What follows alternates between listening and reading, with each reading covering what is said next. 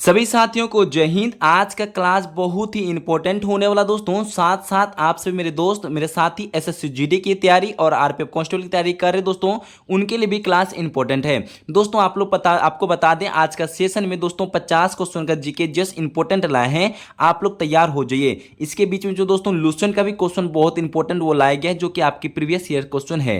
तो दोस्तों इतना सा कहते हुए आपको क्लास स्टार्ट करेंगे। क्लास स्टार्ट करने से पहले दोस्तों मेरा काम पसंद आए दोस्तों एक लाइक कर लीजिएगा और छोटा सा परिवार अपना भाई बहन को उनको शेयर भी जरूर कर दीजिए दोस्तों। ये क्लास को आप लोग सपोर्ट जरूर कीजिए दोस्तों। आप ज्यादा ज्यादा इनको शेयर जरूर कीजिएगा दोस्तों। आपको पीडीएफ देखने के बाद पता चल गया दोस्तों इसमें कितना मेहनत लगा है दोस्तों। इस पीडीएफ के लिए दोस्तों आप लोग लाइक जरूर कर लीजिएगा इस मेहनत को। और आपको बता दें, आप लोग फेसबुक पेज भी देखना चाह रहे दोस्तों, मेरा नाम यहाँ पे मेरा चैनल का नाम है विकास रॉय एकेडमी, वहां पे सर्च करके दोस्तों वहां पर भी जुड़ जाइएगा।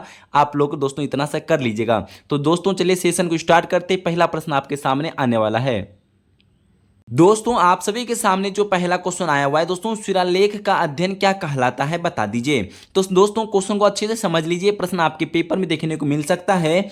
शिलालेख का अध्ययन क्या कहलाता दोस्तों बताते चलिए। ये क्वेश्चन बिहार दरोगा में आया हुआ था दोस्तों, ये ठीक है। परीक्षा में बिहार दरोगा क्वेश्चन पूछा गया है। आप लोग इनका राइट आंसर जो बता रहे थे ऑप्शन नंबर बी बता रहे, पूरा लेख। इनका ऑप्शन नंबर बी दे रहे तो सभी मेरे साथियों का ऑप्शन नंबर बी आपका सभी दोस्तों का सही होता है। तो चलिए कुछ पॉइंट को भी नोट डाउन कर लीजिए। शिलालेख अध्ययन को पूरा लेख कहते हैं, एपिग्राफी भी कहलाता है। शिलालेख अध्ययन को क्या कहते हैं, एपिग्राफी भी कहलाता है दोस्तों। याद आप नोट डाउन कर लीजिएगा दोस्तों। यहाँ पे एग्रोस्टोलॉजी जो कहते हैं घास को अध्ययन को कहा जाता है, ठीक है दोस्तों, याद आप रखेंगे। दूसरा यहाँ लिखा कनिंघम को दोस्तों भारतीय पुरातत्व संरक्षण विभाग का जनक माना जाता है दोस्तों, नोट डाउन कर सकते हैं। भारतीय पुरातत्व ऐतिहासिक भूगोल तथा इतिहास के सर अलेक्जेंडर किंघम प्रसिद्ध हुए हैं, ये भी नोट डाउन आज अच्छे से कर लीजिएगा। तो दोस्तों चलिए हम आपको लेके जा रहे दोस्तों क्वेश्चन नंबर 2 में क्या लिखा है इनको पढ़िएगा। आपके सामने आया हुआ है दोस्तों क्वेश्चन, लिखा है बालघाट किस राज्य में स्थित है। बालघाट किस राज्य में स्थित है दोस्तों, पहले तो ये बता दीजिए क्या आपका राइट आंसर सही होता है। तो जितने भी मेरे साथी मेरे दोस्त यहाँ पे बता रहे मध्य प्रदेश, ऑप्शन नंबर यहाँ पे ए दे रहे हैं, तो सभी मेरे दोस्तों का सही होता है। सतपुरा पर्वत श्रृंखला के बीच जो स्थित है बालघाट मध्य प्रदेश राज्य में स्थित है दोस्तों। ये क्वेश्चन यहाँ पे इंपॉर्टेंट करके नोट डाउन कर लीजिए स्टार दे के। यह मैग्नीज उत्पादन के लिए प्रसिद्ध भी है। ये मैग्नीज उत्पादन के लिए क्या है दोस्तों, प्रसिद्ध भी है। बालघाट का अर्थ क्या होता है दोस्तों, घाटों के ऊपर एक शहर।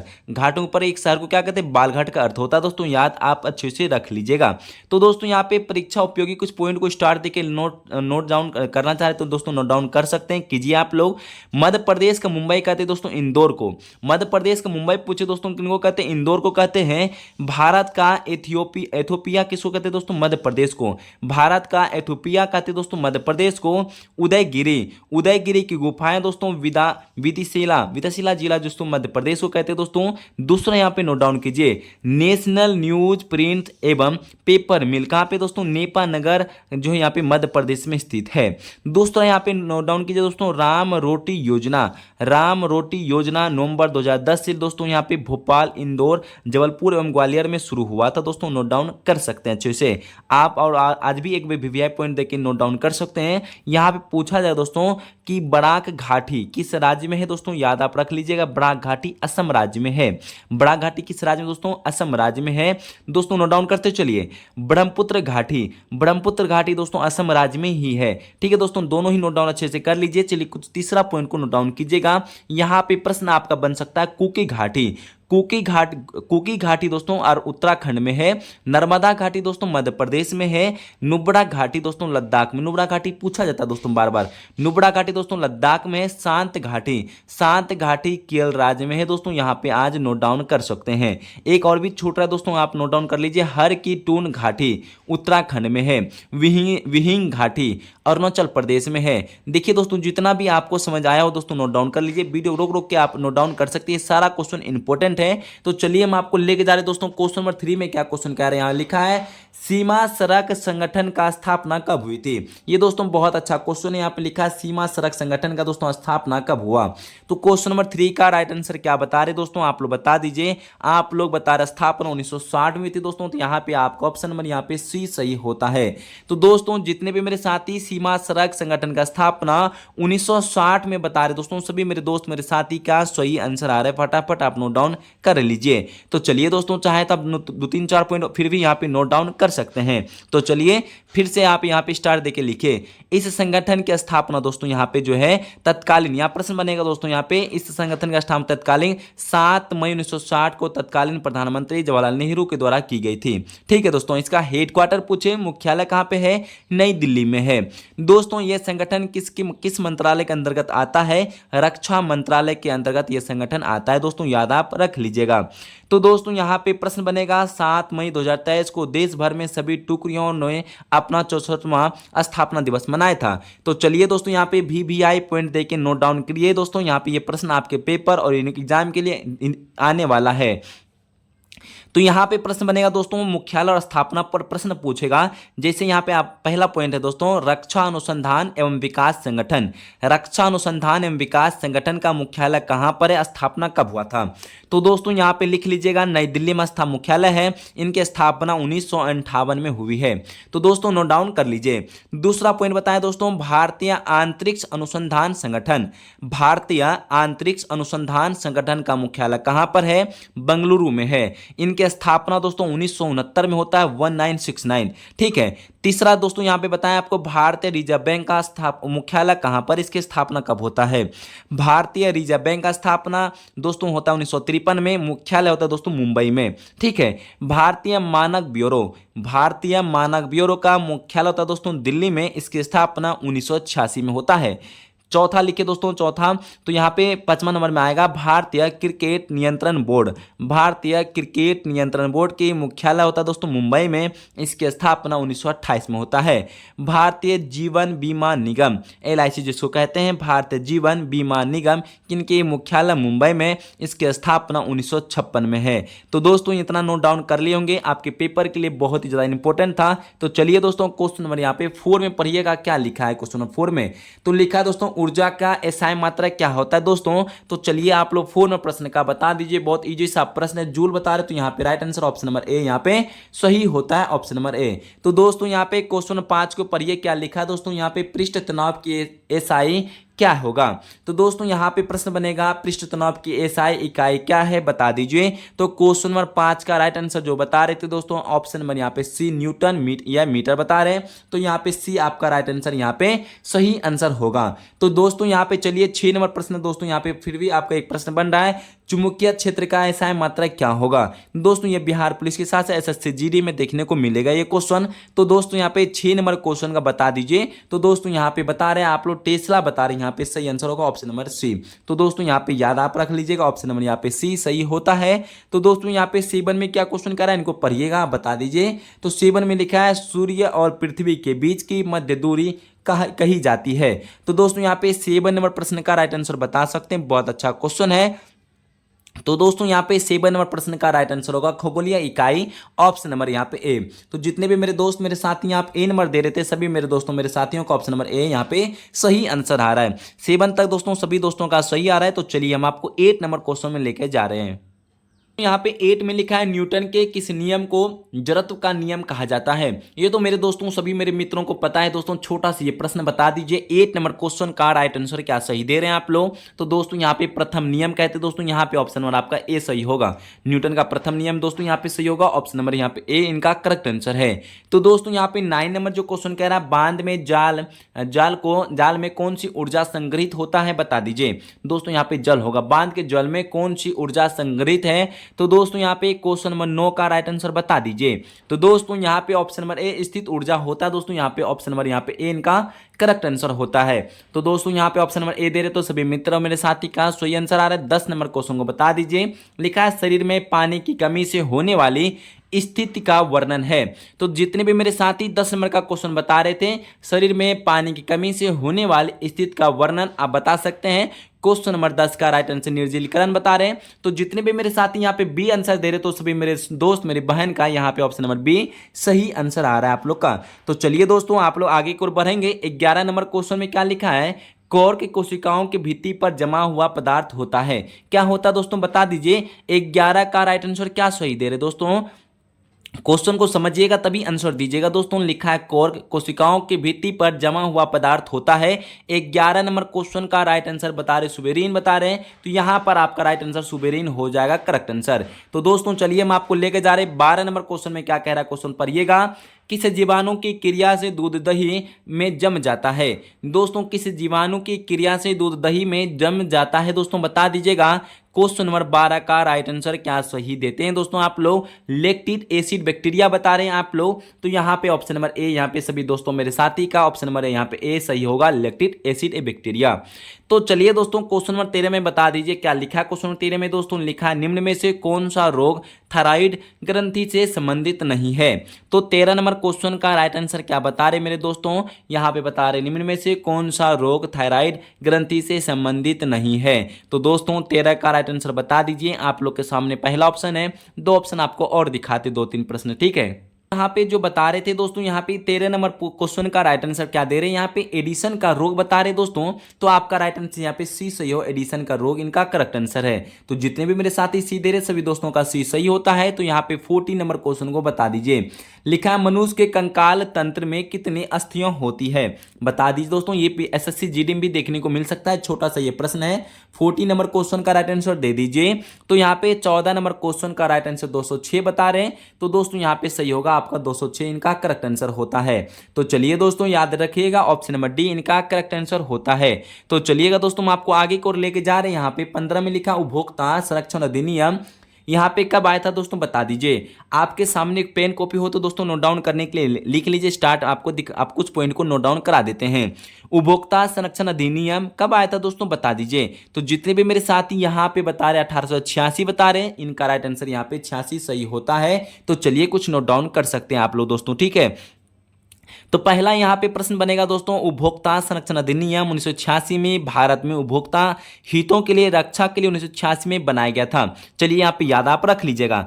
दूसरा यहाँ पे प्रश्न एक और भी बन रहा है दोस्तों, यह भोपाल गैस त्रासदी के बाद भारत सरकार ने संविधान के अनुच्छेद 253 के तहत पर्यावरण संरक्षण अधिनियम 1986 में पारित किया था दोस्तों, याद आप रखिएगा, ठीक है। यहाँ पे एक प्रश्न और भी है, राष्ट्रीय हरित न्यायाधिकरण अधिनियम 2010 में आया था। खाद्य सुरक्षा अधिनियम, राष्ट्रीय खाद्य सुरक्षा अधिनियम कब आया था दोस्तों 2013 में आया था। राष्ट्रीय खाद्य सुरक्षा अधिनियम 2013 में। पर्यावरण संरक्षण अधिनियम दोस्तों आया था 1986 में। तो दोस्तों 3-4 पॉइंट आपके लिए वीवीआई पॉइंट था दोस्तों, इसको नोट डाउन कर लीजिएगा। फिर से वह आपको रिवीजन करा देते हैं। राष्ट्रीय हरित न्यायाधिकरण अधिनियम 2010 में आया था, ठीक है। दूसरा आया था दोस्तों राष्ट्रीय खाद्य सुरक्षा अधिनियम 2013। पर्यावरण संरक्षण अधिनियम 1986 में आया था दोस्तों, नोट डाउन अच्छे से कर लीजिएगा, ठीक है दोस्तों। का राइट आंसर क्या बता रहे 1986 नहीं, सही आंसर है 15 का। तो चलिए 16 नंबर क्वेश्चन को पढ़िए दोस्तों, क्या लिखा है 16 में। लिखा है सतलज नदी में मिला दुर्लभ, यहाँ पे लिखा है टेटलम क्या है। दोस्तों यहाँ पे क्वेश्चन को ध्यान से पढ़ते तब आंसर आप लोग दे पाएंगे दोस्तों। यहाँ पे लिखा है सतलज नदी में मिला दुर्लभ टेटलम दोस्तों क्या है। तो दोस्तों आप राइट आंसर जो बता रहे थे दोस्तों, यहाँ पे बता रहे थे दोस्तों ऑप्शन नंबर बी धातु दे रहे हैं। तो यहाँ पे क्या बता रहे दोस्तों, क्या मिला धातु, इनका सही आंसर होगा। तो चलिए ऑप्शन नंबर बी आपका सही होता है, धातु इनका करेक्ट आंसर है। तो दोस्तों यहाँ पे 3-4 पॉइंट फिर से चाह रहे आप लोग नोट डाउन करना चाह रहे तो कर सकते हैं दोस्तों। इनकी खोज, प्रश्न बनेगा इसकी खोज दोस्तों आईआईटी रोपर में शोधकर्ता एक टीम ने की थी दोस्तों, बता दीजिए। टेटलम का परमाणु संख्या होता है 73। इनकी परमाणु संख्या, प्रश्न पूछे दोस्तों परमाणु संख्या कितना होता है तो 73 बता सकते हैं। ये भूरे और भारी अत्यधिक संरक्षण प्रतिरोधी होता है दोस्तों। ये सब दरोगा में लेवल का क्वेश्चन था दोस्तों, याद आप रखिएगा।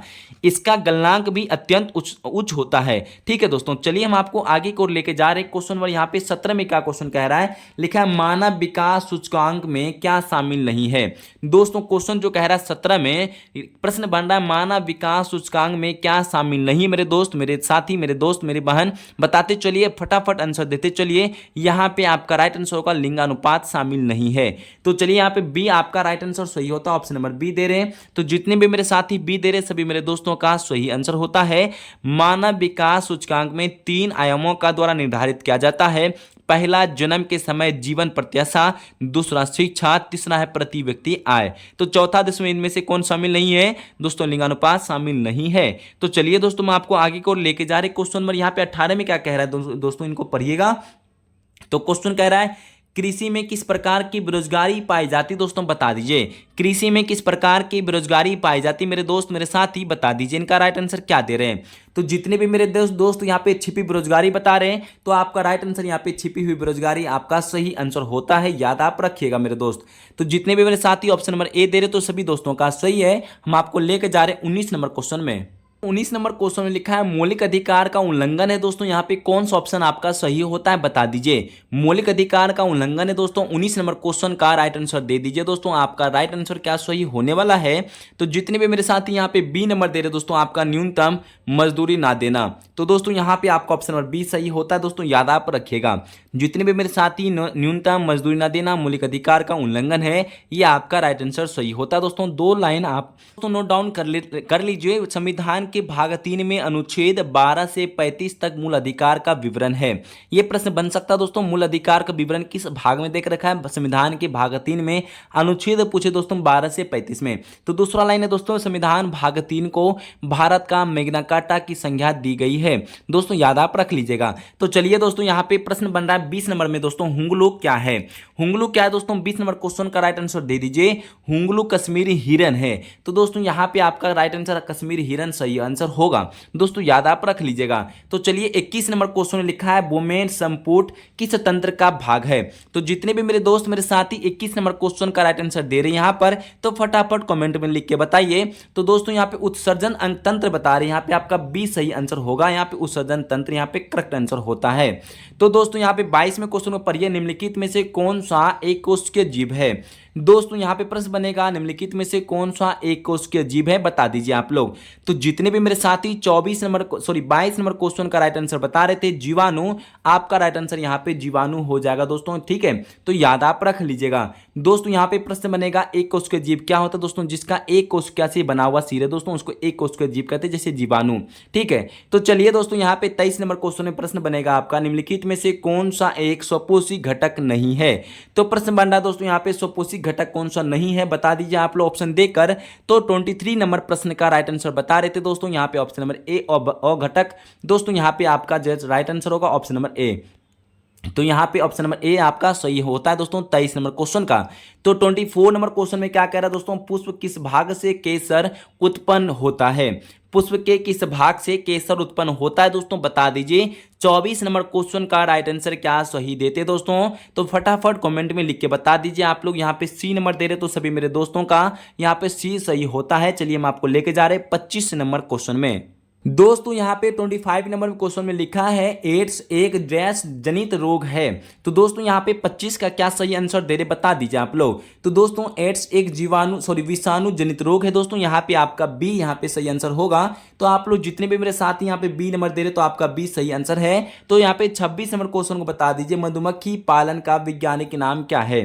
तो दोस्तों यहाँ पे 26 नंबर क्वेश्चन बता दीजिएगा मधुमक्खी पालन का वैज्ञानिक नाम क्या है। तो 26 नंबर क्वेश्चन का सभी दोस्तों को पता है दोस्तों, कमेंट में लिखते चलिए। एपी कल्चर बता रहे हैं तो दोस्तों यहाँ पे एपी कल्चर सही आंसर होगा, ऑप्शन नंबर आपका डी करेक्ट आंसर है। तो जितने भी मेरे दोस्त मेरे साथी यहाँ पे ऑप्शन नंबर डी दे रहे सभी दोस्तों का यहाँ पे सही आंसर है। आगे की ओर बढ़ते हैं। तो 27वें क्वेश्चन क्या कह रहा है दोस्तों, लिखा है निम्नलिखित में से कौन सा कार्बोहाइड्रेट जंतुओं में ऊर्जा का भंडार माना जाता है। तो दोस्तों क्वेश्चन को समझ लीजिए तब आपको ऑप्शन दिखाते हैं। निम्नलिखित में से कौन सा कार्बोहाइड्रेट जंतुओं में ऊर्जा का भंडार माना जाता है। 27 नंबर क्वेश्चन का राइट आंसर बता दीजिए। यहाँ पे चलिए यहाँ पे ऑप्शन आपके सामने है, सेलुलोज है, ग्लाइकोजन है, इंसुलिन है, स्टार्च है। तो आपका क्या सही आंसर होगा 27 का। तो दोस्तों यहाँ पे आप बी नंबर दे रहे दोस्तों ग्लाइकोजन, आपका ऑप्शन नंबर बी यहाँ पे करेक्ट आंसर है। तो चलिए आप लोग बी दे रहे तो सभी साथियों का बी करेक्ट है। 28 में देखिए यहाँ पे लिखा आनुवांशिकता की सबसे छोटी इकाई क्या है। तो 28 में लिखा आनुवांशिकता की सबसे छोटी इकाई क्या है। 28 नंबर प्रश्न का बता दीजिए। तो सभी मेरे दोस्तों ने मेरे साथियों ने जीन बता रहे, ऑप्शन नंबर डी। तो चलिए दोस्तों यहाँ पे डी दे तो आप लोग का यहाँ पे सही आंसर डी सही होगा, ऑप्शन नंबर डी। तो दोस्तों क्वेश्चन को फिर से एक बार देख लिया, अनुवंशक सबसे छोटी इकाई क्या हो जाएगा आपका दोस्तों, यहाँ पे जीन सही आंसर है। तो दोस्तों ये कम्युनिटी पोस्ट में भी क्वेश्चन दिया गया था, ठीक है। 29 में लिखा है दोस्तों निम्नलिखित में से कौन सा रोग विषाणु जनित है। निम्नलिखित में से कौन सा रोग विषाणु जनित रोग है दोस्तों, बता दीजिए आप लोग। 29 प्रश्न का राइट आंसर क्या दे रहे मेरे दोस्त, मेरे साथी नो दे रहे हैं यहाँ पे एड्स बता रहे हैं। आपका ऑप्शन नंबर यहाँ पे डी सभी दोस्तों का सही होगा, एड्स इनका करेक्ट आंसर है। तो चलिए 30 नंबर क्वेश्चन को बता दीजिएगा। लिखा है 30 में निम्न में से कौन सा गैर पारंपरिक ऊर्जा का स्रोत है। तो क्वेश्चन नंबर 30 का राइट आंसर क्या दे रहे दोस्तों मेरे साथियों ने मिलकर, तो फटाफट दे दीजिए। 30 नंबर क्वेश्चन का यहां पर ऑप्शन नंबर ए होगा वायु। तो चलिए यहां पे वायु दे रहे आंसर, तो आपका वायु इनका करेक्ट आंसर है दोस्तों। आप लोग से रिक्वेस्ट इतना सा करें दोस्तों, सेशन पसंद आए दोस्तों एक लाइक कर लीजिए और ज्यादा से ज्यादा सपोर्ट कीजिए दोस्तों इस क्लास को। आप लोग देखते हो दोस्तों इस पीडीएफ को बनाने में कितना मेहनत लगता है दोस्तों, किस तरह क्वेश्चन शीट करने में, इस मेहनत का फल आप लोग दे दीजिए दोस्तों। तो चलिए ज्यादा से ज्यादा सपोर्ट जरूर कीजिए, शेयर जरूर कीजिएगा दोस्तों, ठीक है। तो आप लोग फेसबुक पेज पे जुड़ना चाहते दोस्तों, तो मेरा नाम से यहाँ पे चैनल का नाम से सर्च कीजिएगा और जुड़ जाइए दोस्तों वहां पर, ठीक है। तो चलिए इस पीडीएफ को फिर बताते, इस पीडीएफ को आपको फ्री ऑफ कॉस्ट चाहिए दोस्तों, तो टेलीग्राम ज्वाइन कर लीजिए, वहां पे पीडीएफ अवेलेबल कर देते हैं, आप मैसेज कर सकते हैं। तो चलिए दोस्तों आपको लेके जा रहे 31 नंबर क्वेश्चन में। दोस्तों यहाँ पे 31 नंबर क्वेश्चन क्या कह रहा है दोस्तों, जी आकाश किस खेल से संबंधित है।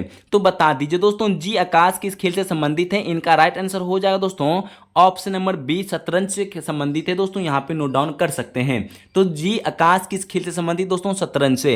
दोस्तों तमिलनाडु के जी आकाश के देश में 66वें शतरंज ग्रेड मास्टर है, वो है पी श्याम निखिल। 85वां ग्रेड मास्टर है दोस्तों, याद आप रख लीजिएगा। दोनों 66 और आपको यहाँ पे 85 बता दिए, ठीक है। तो चलिए हम आगे को लेके जा रहे हैं। विद्युत धारा का ऐसा मात्रक क्या होता है बता दीजिए। छोटा सा प्रश्न है, ये आप लोग के सामने आया हुआ प्रश्न है, तो फटाक से एम्पियर बता रहे, तो आपका राइट आंसर यहाँ पे एम्पियर इनका सही आंसर है। तो 33 नंबर क्वेश्चन को बता दिए दोस्तों, यहाँ पे उगादि उत्सव किस राज्य में मनाया जाता है। तो ये क्वेश्चन आपसे प्रश्न आ रहा है दोस्तों, उगादि उत्सव किस राज्य में मनाया जाता है दोस्तों, फटाफट बता दीजिए कमेंट में लिखकर। सभी मेरे दोस्तों मेरे साथियों ने उगादि उत्सव कर्नाटक में नए साल के रूप में मनाया जाता है। ऑप्शन नंबर एक कर्नाटक यहाँ पे सही आंसर होगा। तो जितने भी मेरे दोस्त मेरे साथी यहाँ पे कर्नाटक कमेंट में लिख रहे थे, सभी दोस्तों का सही है। तो चलिए कुछ यहाँ पे चाहे उत्सव आपका नाम नोट डाउन कर सकते हैं। खीर भवानी, खीर भवानी दोस्तों यहाँ पे उत्सव मनाते जम्मू एंड कश्मीर में। यहाँ पे सिंधु दर्शन दोस्तों लद्दाख में मनाते हैं त्यौहार दोस्तों। संगाई दोस्तों मनाते हैं मणिपुर में। नमस्ते ओरछा दोस्तों मध्य प्रदेश में मनाते हैं, याद आप रख लीजिएगा। फूलदेही उत्तराखंड में मनाते हैं। तो चलिए दोस्तों आगे क्वेश्चन और तो यहाँ पे 34 नंबर में लिखा है बमाको किस देश की राजधानी है। बमाको दोस्तों किस देश का राजधानी है बता दीजिए। आप लोग फटाफट कमेंट में लिख के बताइए। यहाँ पे माली देश का राजधानी है, तो यहाँ पे क्या आंसर होगा दोस्तों, यहाँ पे माली इनका करेक्ट आंसर होगा। ऑप्शन नंबर यहाँ पे सी करेक्ट है, याद रख लीजिएगा। तो चलिए आगे को बढ़ते दोस्तों, यहाँ पे हम लोग लेके जा रहे हैं यहाँ पे 35 नंबर क्वेश्चन में लेमरू हाथी रिजर्व किस राज्य में है। दोस्तों यहाँ पे प्रश्न बनेगा लेमरू जो है यहाँ पे हाथी रिजर्व किस राज्य में स्थित है। 35 नंबर क्वेश्चन का बता दीजिए आप लोग। तो जितने भी मेरे साथी छत्तीसगढ़ राज्य बता रहे हैं, सभी मेरे दोस्तों का यहाँ पे ऑप्शन नंबर डी यहाँ पे सही हुआ, छत्तीसगढ़ राज्य, ठीक है दोस्तों, याद आप रखिएगा। तो 36 में यहाँ पे जो क्वेश्चन कह रहा है दोस्तों, यहाँ पे बेला डीला की खान किस राज्य में है। बेला डीला की खान किस राज्य में स्थित है दोस्तों। यहाँ पे 36 नंबर क्वेश्चन का राइट आंसर दे दीजिए। तो सभी मेरे साथियों का छत्तीसगढ़ राज्य बता रहे हैं आप लोग, सभी दोस्तों का सही है ऑप्शन नंबर बी। तो दोस्तों यहाँ पे याद आप रख लीजिए, ऑप्शन नंबर यहाँ पे बी दे रहे, तो सभी मेरे साथियों का बी करेक्ट आंसर है। हम आपको लेके जा रहे हैं 37 नंबर क्वेश्चन में। दोस्तों यहाँ पे 37 में लिखा है राष्ट्रीय प्रदूषण नियंत्रण दिवस किस दिन मनाया जाता है। दोस्तों 37 नंबर क्वेश्चन का बता दीजिए क्या सही आंसर होता है दोस्तों। लिखा है राष्ट्रीय प्रदूषण नियंत्रण दिवस किस दिन मनाया जाता है दोस्तों। यहाँ पे फटाफट कमेंट में लिख के बता दीजिए। तो जितने भी मेरे साथी मेरे दोस्त यहाँ पे बता रहे थे दोस्तों, तो यहाँ पे ऑप्शन थोड़ा सा टाइपिंग में मिस्टेक है दोस्तों। यहाँ पे 2 दिसंबर होगा, यहाँ पे 3 दिसंबर हो गया। इसका राइट आंसर आपका सी होगा दोस्तों, 2 दिसंबर इनका करेक्ट आंसर होगा। तो दोस्तों यहाँ पे 38 में देखिएगा लिखा है Bharat the mother of democracy portal किस मंत्रालय ने लॉन्च की है दोस्तों। ये क्वेश्चन जो है आरपीएफ कांस्टेबल के लिए बहुत इंपॉर्टेंट है, ये दोस्तों आरपीएफ कांस्टेबल में देखने को मिलेगा आपको। तो जितने भी मेरे दोस्त संस्कृति मंत्रालय बता रहे, तो यहाँ पे आपका सी आंसर सही होगा, संस्कृति मंत्रालय इनका करेक्ट आंसर होता है, याद रखिएगा। 39 नंबर क्वेश्चन में लिखा है दोस्तों अंतर्राष्ट्रीय ग्रामीण महिला दिवस किस दिन मनाया जाता है, मनाया गया है। अंतर्राष्ट्रीय ग्रामीण महिला दिवस किस दिन मनाया जाता है दोस्तों। 39 नंबर प्रश्न का राइट आंसर दे दीजिए। जितने भी मेरे दोस्त मेरे साथी मेरे भाई बहन का आंसर आ रहा है 15 अक्टूबर, सभी दोस्तों का यहाँ पे सही होगा, 15 अक्टूबर इनका करेक्ट आंसर है। दोस्तों आज है 9 अक्टूबर दोस्तों, कौन सा दिवस मनाते हैं हम लोग, डाक दिवस मनाते हैं 9 अक्टूबर को, ठीक है, याद आप रखिएगा। तो दोस्तों यहाँ पे कुछ दिवस है, इनको नोट डाउन चाहे तो आप कर सकते हैं। अंतर्राष्ट्रीय बालिका दिवस कब मनाते हैं दोस्तों, 11 अक्टूबर को हम लोग मनाते हैं अंतर्राष्ट्रीय बालिका दिवस, ठीक है। तो यहाँ पे दूसरा लिखा अंतर्राष्ट्रीय आपात न्यूक्लियर दिवस कब मनाते हैं दोस्तों? 13 अक्टूबर को हम लोग मनाते हैं। यहाँ पे लिखा विश्व छात्र दिवस दोस्तों 15 अक्टूबर को हम लोग छात्र दिवस मनाते हैं। और यहाँ लिखा अंतर्राष्ट्रीय नर्स दिवस दोस्तों 12 मई को हम लोग नर्स दिवस मनाते हैं।